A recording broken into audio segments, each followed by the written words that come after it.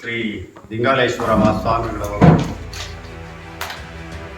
ಪತ್ರಿಕಾಗೋಷ್ಠಿಯನ್ನು ಮಾಡಿರುವಂಥದ್ದು ಅಕ್ಷಮ್ಯ ಅಪರಾಧ ಮತ್ತು ಖಂಡನೀಯ.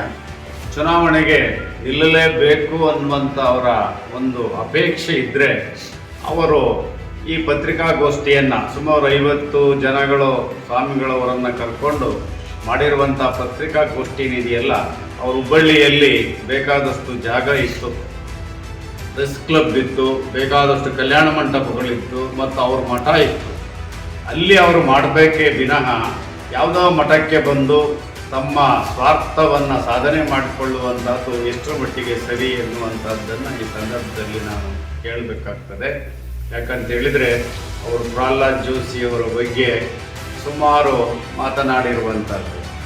ಪ್ರಹ್ಲಾದ್ ಜೋಶಿಯವರು ನಮಗೆ ಕಂಡಂತೆ ಯಾವುದೇ ಒಬ್ಬ ಸಮಾಜವನ್ನಾಗಲಿ ಯಾವುದೇ ಒಬ್ಬ ವ್ಯಕ್ತಿಯನ್ನಾಗಲಿ ಅವರು ಕಡೆಗಣಿಸಿರ್ತಕ್ಕಂಥದ್ದನ್ನು ನಾವುಗಳು ಎಲ್ಲೂ ನೋಡಿಲ್ಲ.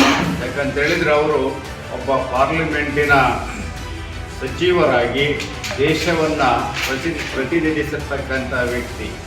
ಬಹುಶಃ ನಮ್ಮ ದೇಶದಲ್ಲಿಯೇ ಅವರಿಗೆ ಪ್ರಧಾನಮಂತ್ರಿಗಳು ಅವಕಾಶ ಮಾಡಿಕೊಟ್ಟಷ್ಟನ್ನು ಬೇರೆ ಯಾರಿಗೂ ಸಹ ಅವರಿಗೆ ಅವಕಾಶ ಮಾಡಿಕೊಟ್ಟಿರಲಿಕ್ಕಿಲ್ಲ ಅಂತ ನನಗೆ ಅನ್ನಿಸ್ತದೆ.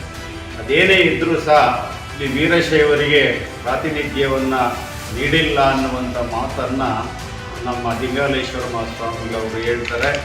ಜೊತೆಗೆ ಪ್ರಹ್ಲಾದ್ ಜೋಶಿಯವರನ್ನು ಬೇರೆ ಕಡೆಗೆ ಸ್ಥಳಾಂತರ ಮಾಡಬೇಕು ಅನ್ನುವಂಥ ಮಾತನ್ನು ಸಹ ಅವ್ರು ಹೇಳ್ತಾರೆ. ಈಗಲೂ ನಾನು ಹೇಳ್ತೀನಿ, ದಿಂಗಾಲೇಶ್ವರ ಮಹಾಸ್ವಾಮಿಗಳವರಿಗೆ ನಿಲ್ಲಲೇಬೇಕು ಅನ್ನುವಂಥದ್ದಿದ್ದರೆ ಅವರು ಮಠದಲ್ಲಿ ಸಭೆಯನ್ನು ಕರೀಲಿ, ಅವರು ಮಠದಲ್ಲಿ ಪತ್ರಿಕಾಗೋಷ್ಠಿಯನ್ನು ಮಾಡಲಿ. ಅದು ಬಿಟ್ಟು ಯಾವುದೋ ಮಠಕ್ಕೆ ಹೋಗಿ ಅವ್ರ ಹೆಸರನ್ನು ಕೆಡಿಸ್ತಕ್ಕಂಥ, ಅವರ ಮಠದ ಗೌರವವನ್ನು ಕಳೆಯತಕ್ಕಂಥ ಕೆಲಸವನ್ನು ಖಂಡಿತ ಅವರು ಮಾಡಬಾರ್ದು. ಅವರು 3000 ಮಠದಲ್ಲಿ ಸಭೆಯನ್ನು ಕರೆದಿರುವಂಥದ್ದು ಕಾನೂನು ಬಾಹಿರ.